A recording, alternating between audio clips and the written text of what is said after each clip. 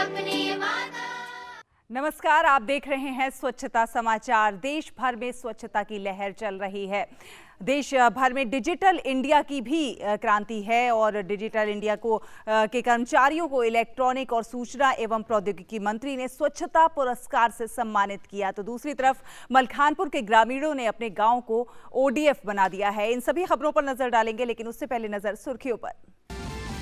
प्रधानमंत्री ने सोल में भारतीय समुदाय को संबोधित करते हुए कहा, कुंभ है स्वच्छ भारत की सफलता की सच्ची तस्वीर।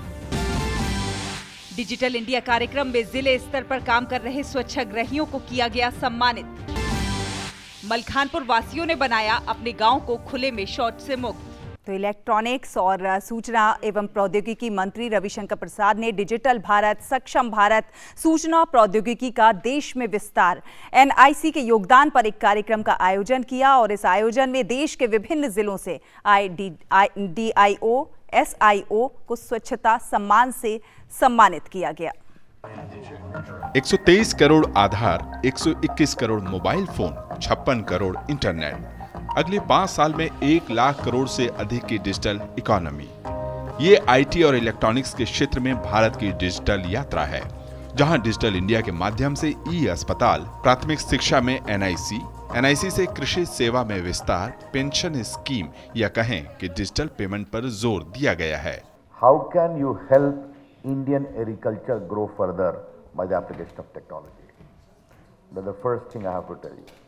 The second, how all of you can work to help primary education grow further by application of technology.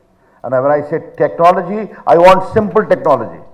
इस कार्यक्रम में डिजिटल इंडिया कंपोरियम का भी उद्घाटन किया गया।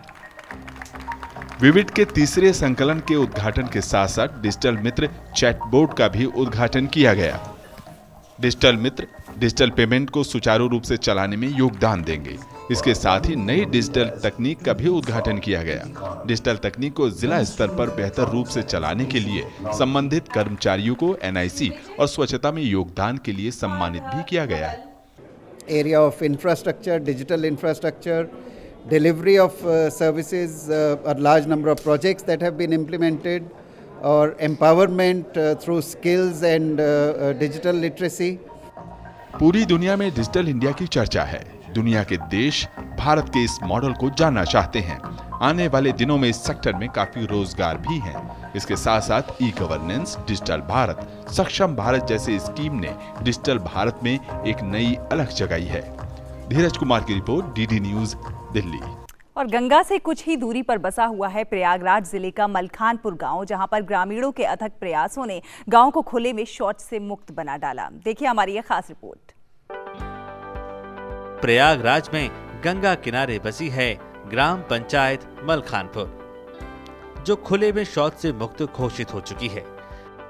यहाँ भी सभी घरों में शौचालयों का निर्माण पूरा हो चुका है। अधिकतर लोगों की आमदनी किसानी और मजदूरी है। यहाँ पे कुल हमारे शौचालयों का निर्माण 7-8-9 हुए हैं और इतना ही परिवार है यहाँ पे। 625 का तो हमने SBM में बनवाया है और शेष का हमने मनरेगा अंश को लेते हुए निर्माण हुआ है। लोग अब स्वच्छता के महत्व के बारे में समझने लगे हैं। गांव की महिलाओं ने यहाँ स्वच्छता अभियान अपने हाथों में संभाला था और लोगों को समझाना शुरू किया था। अब लोग कहते हैं कि गांव को स्वच्छ बनाने का एक आयाम तो पूरा हो चुका है। उन्हें लगता है कि अब बारी गंगा स्वच्छता के संकल्प को आगे बढ़ाने की है। समझावा कि भैया बहरे जिन जा लोग सब हरकतन अपन अपन बाथरूम बन जवा, अपने अपने बाथरूम में बैठे, गंदगी फैलत, इस बीमारी फैलत है, खाना में माछी बैठ जाती, सब खाए के पड़त है कि नहीं।